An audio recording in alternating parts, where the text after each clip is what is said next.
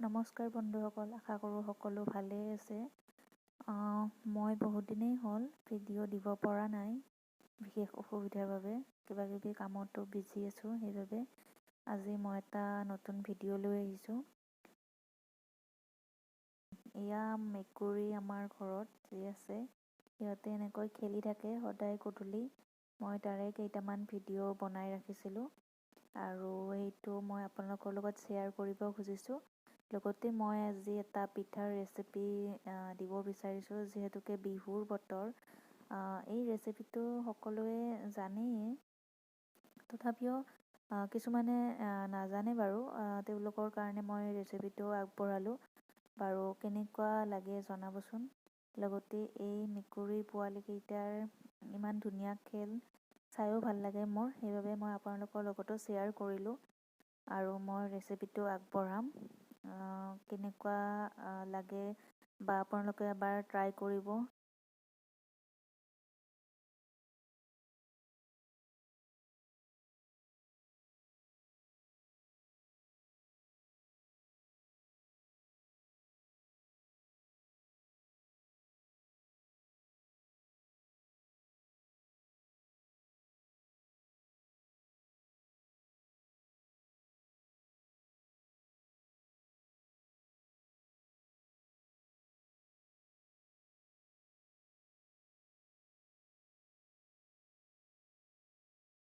বাৰু বন্ধুসকল, ইহঁতৰ খেলটো তেনেদৰে চলিয়েই থাকিব বাৰু।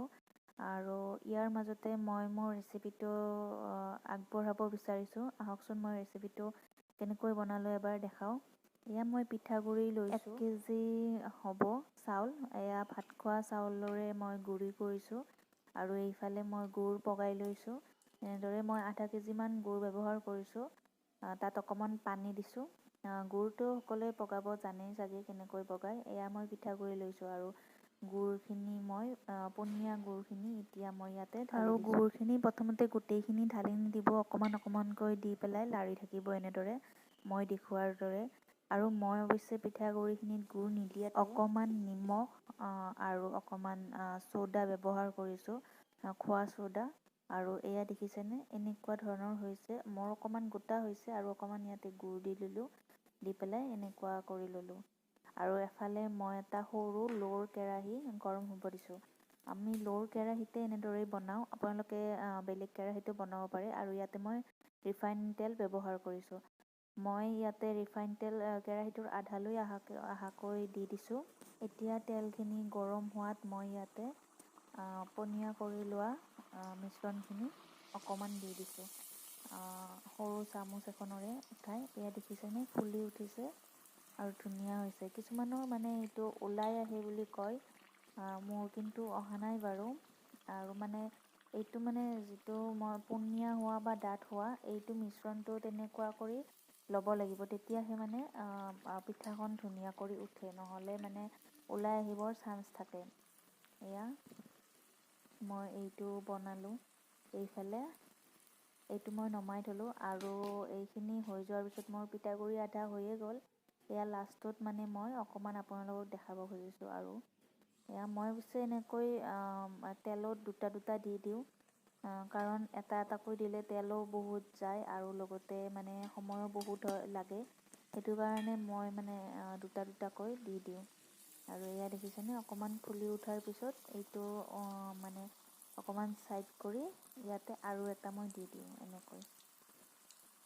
বাৰু বন্ধুসকল, আপোনালোকে এই পিঠাটো খাই পাইছে আৰু বহুতেই এইটো পিঠা বেছিয়ে ভাল পায়।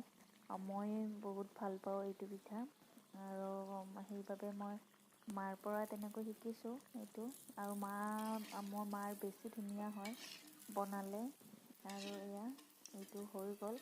আৰু এইফালে এইটো মই দেখিছেনে, এইটো দুটা মই এনেদৰে দি দিছোঁ। এনেকৈ দি দিয়াৰ পিছত আৰু এইটো যেতিয়া অকণমান ৰঙচুৱা হয়, বেছি ৰঙচুৱা কৰিব নালাগে, অকণমান ৰঙচুৱা হ'লে নমাই থৈ দিব। এনেদৰে মোৰ গোটেইখিনি পিঠা বনোৱা হৈ গ'ল। বাৰু বন্ধুসকল, আপোনালোকৰ ভিডিঅ'টো চাই কেনেকুৱা লাগিল মোক জনাব।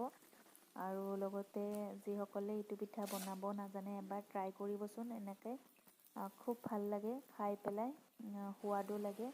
আৰু যদি কোনোবাই মোৰ চেনেলটো ছাবস্ক্ৰাইব কৰা নাই আৰু ভিডিঅ' চাই আছে, তেতিয়াহ'লে মোৰ চেনেলটো ছাবস্ক্ৰাইব কৰিব আৰু লগতে কাষতে থকা বেল আইকনটোও বজাই দিব। আৰু মই ভিডিঅ'বিলাক মানে ৰেগুলাৰ দি থাকিবলৈ চেষ্টা কৰিম বাৰু। কেতিয়াবা মোৰ সময়ৰ অভাৱত দিব নোৱাৰিব বাৰু, বেয়া নাপাব।